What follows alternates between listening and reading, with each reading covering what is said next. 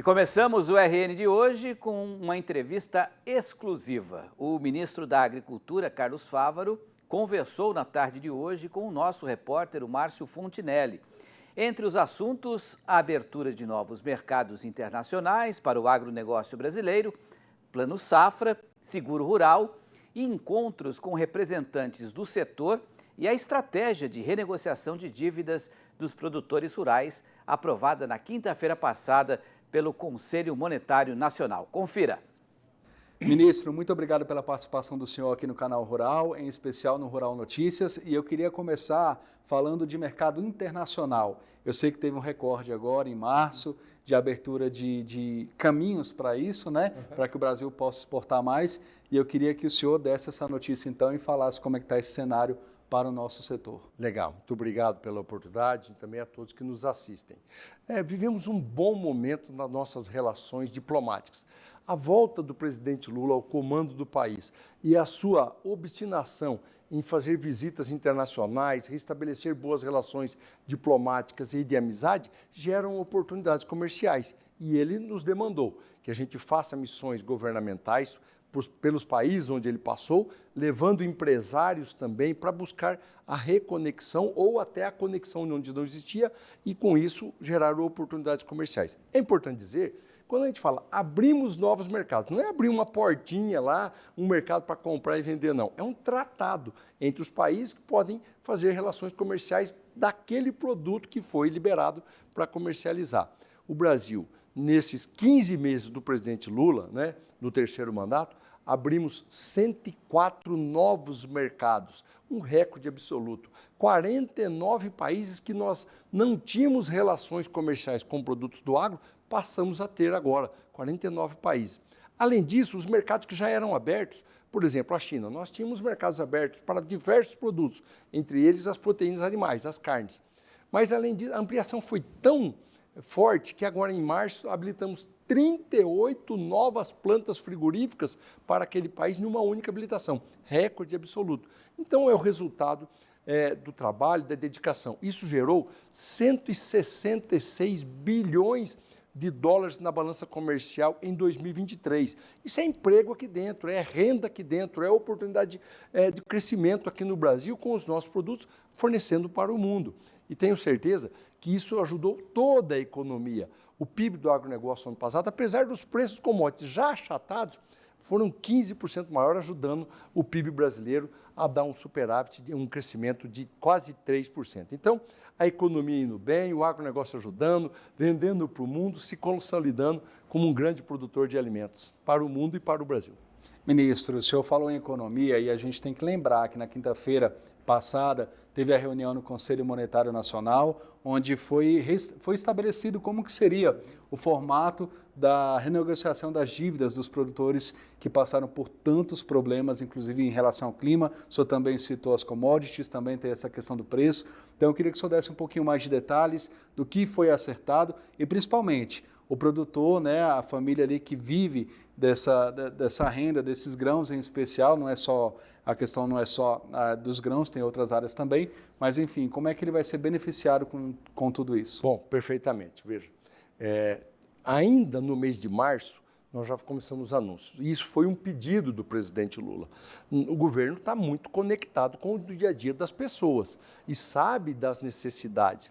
E o presidente Lula, com a experiência adquirida, ele me chamou um dia no Palácio, ainda em janeiro, fevereiro, quando a gente viu já os sinais da seca em alguns estados, enchentes em outros, preços achatados dos commodities internacionais e um endividamento descasado com o momento atual dos preços, ele falou, Fávaro, nós temos experiência adquirida. Se demorarmos para entrar com qualquer medida de apoio, vem a inadimplência, vem o juro de mora, vem o nome no Serasa, o crédito mais caro, ondas de recuperações judiciais. Me traga uma proposta para a gente se antecipar a isso. Não tem crise, mas não vamos deixar virar uma crise.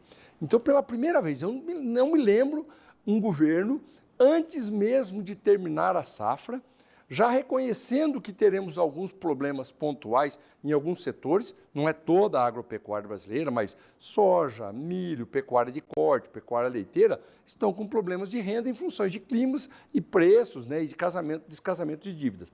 Levamos uma proposta ao Conselho Monetário Nacional, que aprovou todos os produtores dessas áreas. Em algumas regiões do país ainda tem outras formas de adentrar a isso, né, de renegociar os seus investimentos em 2024, mas foi aprovada a renegociação. Ninguém vai ficar para trás. Ah, mas o meu estado não saiu na portaria do CMN. Mas você já tinha um decreto presidencial, por exemplo, no Nordeste para produtores de leite, que já previa essa prorrogação. Então, a gente não sobrepôs os assuntos. Ah, mas eu sou do Tocantins e não saí na prorrogação de soja. Mas tem uma legislação que permite até 8% dos valores financiados pelo BNDES pedir a prorrogação em casos excepcionais como esse. Então, está todo mundo que tiver necessidade está coberto. Ah, mas não saiu a questão dos custeios, só saiu a questão dos investimentos. Não, mas o custeio tem o manual do crédito rural. Você, produtor ou produtora, que teve problema climático, que teve problema de preço, não teve renda e não consegue pagar os seus custeios, faça um laudo agronômico com seu engenheiro, com quem te dá assistência técnica, procure as agências bancárias o mais rápido possível e peça o pedido de renegociação desse custeio e aproveite também e faça do investimento que está autorizado pelo CMN. O prazo limite é 31 de maio. Para quê? Nós possamos, todos aqueles que precisam já façam a repactuação. Mesmo que vai vencer lá em setembro, outubro deste ano, você já faz o pedido. Porque com isso a gente vai calcular as necessidades de recursos públicos para fazer essa renegociação e isso impacta diretamente no novo Plano Safra, que nós queremos que seja o maior Plano Safra da história. Além disso, estamos entre o dia 10 e 12 de abril, novas medidas a serem anunciadas para capital de giro dos produtores que ficaram descapitalizados. Então, é o governo do presidente Lula antecipando, antes no final da safra de verão, medidas de suporte, de apoio aos produtores que tiverem dificuldade em 2024.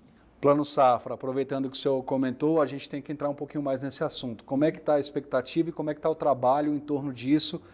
Se há uma expectativa, por exemplo, de aumento de recursos, como é que está? É compromisso do presidente Lula fazer planos safra sucessivos maiores do que os passados. Batemos recorde no maior plano safra da história em 23, 24 e estamos trabalhando para fazer um ainda maior em 24 e 25. É claro que isso depende do Tesouro, da capacidade orçamentária, mas também tem estratégias sendo montadas pelo nosso ministro Fernando Haddad e a equipe econômica do Ministério da Fazenda. Nós estamos muito confiantes, ouvindo a sociedade civil organizada, a CNA já está trabalhando para nos trazer orientações, os pleitos da Confederação Nacional da Agricultura.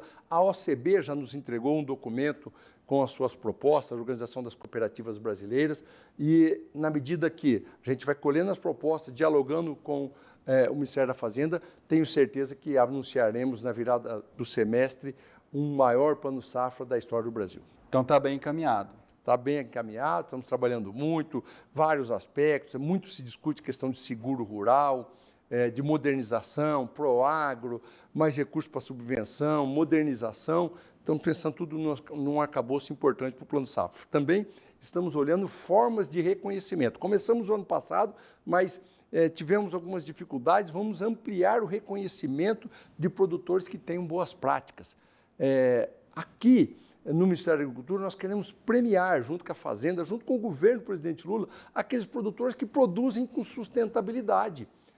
Esse é um ativo brasileiro, nossos produtores são os melhores do mundo, produzem e preservam ao mesmo tempo. E nós queremos beneficiá-los.